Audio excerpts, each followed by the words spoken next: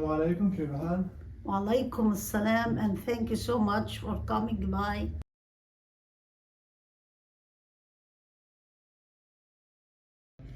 Well, actually, mashallah, I was born in Knoxville.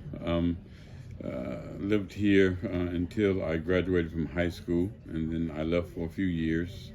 Since that time, I was in and out, but after I accepted Islam, I was actually living in Florida at the time, and I came back to Knoxville in 1979. So that's when I first lived here as a Muslim. Mashallah. Felix Gator, and I've been here since 1953. Oh wow! And that was when I was born.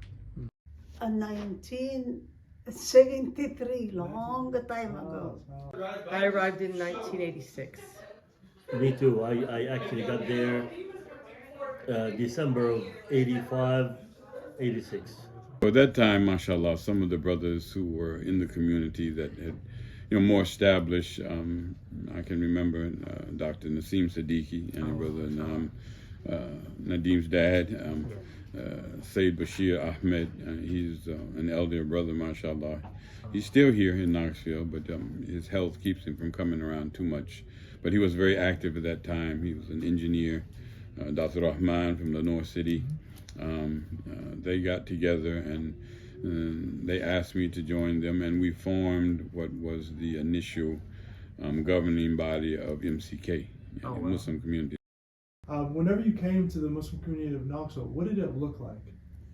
It was very, very few people here. Yeah. We don't have a mosque. Yeah. However, there is some churches, they were very nice to us. It's called a Unitarian Church. They ever asked a place to pray Jum'ah. There was a masjid on 11th Street, and it's like a house that was converted into a masjid. Then we bought a house on 11th Street. Okay? Then after that, we start growing, coming people from everywhere. And then, mashallah, we purchased the house, the community that is purchased the house on 11th Avenue, just right up the street here. And then, mashallah, purchased this land and built the masjid. A lot of Arab Muslim people came from Saudi Arabia, from Libya, from Yemen, from Morocco, and from Indonesia, Malaysia.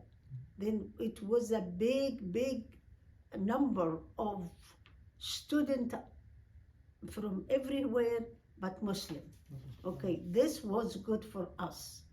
I think one of the greatest things Knoxville has going for it is the diversity. That we don't have a separation, which you hear in a lot of the bigger cities, that you have the Somali masjid, you have the Pakistani masjid. And I think one of the most beautiful things we have in Knoxville is whenever I go to the masjid, we see people from everywhere. Like, I don't even know where sometimes, but I'm like, wow. What made you convert to Islam? What was the reason? Well, of course, the hidayah is from Allah subhanahu wa ta'ala. Allah guides whom He pleases. But for my own personal story, it was, I think, a combination of things. But the main catalyst was when I was introduced to the Quran. Because at that time, I was about 17, 18 years old. I had not heard of the Quran before. I'm Rafiq, because we were, childhood friends. So that was definitely one of them. And then the other one was the 1982 World's Fair. And so within our culture, we had, we used to listen to music. We used to be more toward the spiritual side of things. Like I come to find out that one of my favorite musicians at that time was a guy named McCoy Tyner, and so he was Muslim. What were some of the struggles with growing the Muslim community here in Knoxville? I think just in those early days, it was just, just becoming more organized and just realizing and starting to plan and think about the future. As I mentioned, most of the Muslims at that time that I knew were students. And, students, they have their own agenda. So, they tend to be politically active and maybe sometimes volatile. Hardest thing too about the women for hair cover, like the scarves. You can say in campus the people accept it, but if I go to South Knoxville, North Knoxville, they ask it, what is that? What is this? They were confusing.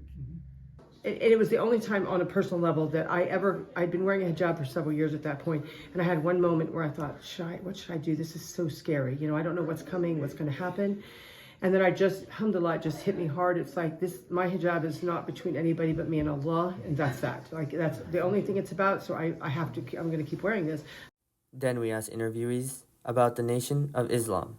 At that time, when I came 1973, it was Elijah Muhammad, Nation of Islam. There was, the Nation of Islam was fairly prevalent at the time. Even in Knoxville, they had opened up a temple in Knoxville, and I had read some of the literature, and I wasn't too attracted to some of the things that they had to say. Because we are a real Muslim, but Elijah Muhammad, what he said or what is his philosophy, he's like a prophet. They had a church or a mosque, center, temple there on Martin Luther. MLK. MLK. Yeah. And I've been there once or twice. They tried and they did already. We had a small place on Western Avenue. Then they got with the gunfires and they start, shooting. But thanks God, nobody was at the time at the building. But they broke all the windows, everything in the building. They were fighting all the time. Be honest with us. Until Muhammad Ali Clay visited Egypt and Mecca, and he came and Muhammad Ali corrected them. Some of them became a real Muslim with us, some of them still. As I recall, when I returned in '79, their presence was pretty sparse, not too many people from the Nation of Islam. At that time, of course, Elijah Muhammad had died in '75, and his son had, taken over the movement and moved it very much closer to Sunnah, and the Sunnah of the Prophet ﷺ, and the mainstream Islam.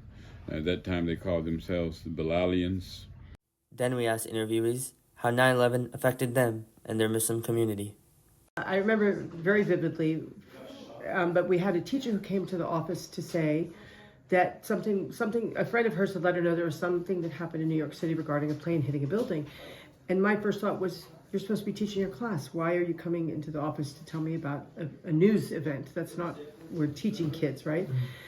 And so she said, you should turn the TV on and see. I didn't say that to her, but I thought it. Anyways, so we did turn the TV on, and while we were watching this news report is when we saw the second plane hit.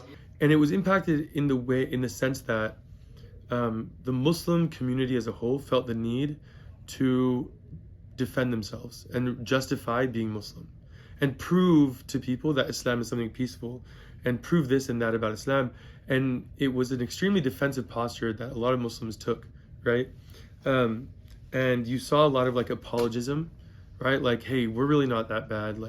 And it was just people trying to explain Islam as actually we're a really nice thing, right? What recommendation or what nasiha do you have for the youth of the Muslim Knoxville community to see that growth and continue that growth the way it was that you see it?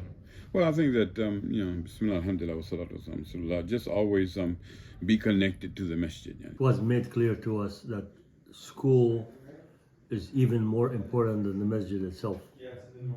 And we had a young sheikh from Yemen, Sheikh Hatim, come. He was a hafiz, and we had him 1 year during Ramadan. And all his khutbahs were like, you have to build a school if you don't want your children to be at the bottom of Jahannam. So really, that's when we had our first fundraiser. Okay, about young people, I don't worry about them. As you can see now, there is a Noor Academy school. After Noor Academy, you can go for Tayseer, okay? And be honest with you, the Islamic department at University of Tennessee, they extend a lot of help for us. Open yourself up for opportunities, to be in situations of leadership. I mean, yes, of course, we always want to respect the elders and mashallah, the people who are teachers and are imams, but at the same time, we need the young people to get involved in being part of how the planning and the growth takes place, because of course, they're the future leaders. I mean, they're the ones that they have to have that, connection, and they have to have that ownership of the masjid and feel like they are really part of the community. And I think that, this is one of the things that the challenges that we face in the United States. Again, having visited a lot of communities, and in my work, I visit communities all over the United States, and always you find this question and this challenge about the youth. How do we keep the youth engaged? How do we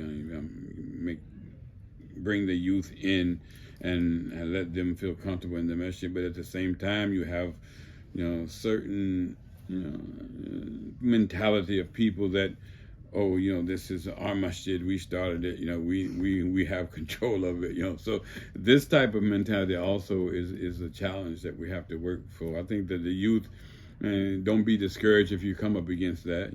Alhamdulillah, that always, recognize that the masjid is the house of Allah subhanahu wa ta'ala, and that we all have the obligation and the responsibility to establish Allah's deen as much as we can. And mashallah, moving forward, that means that the young people have to be involved.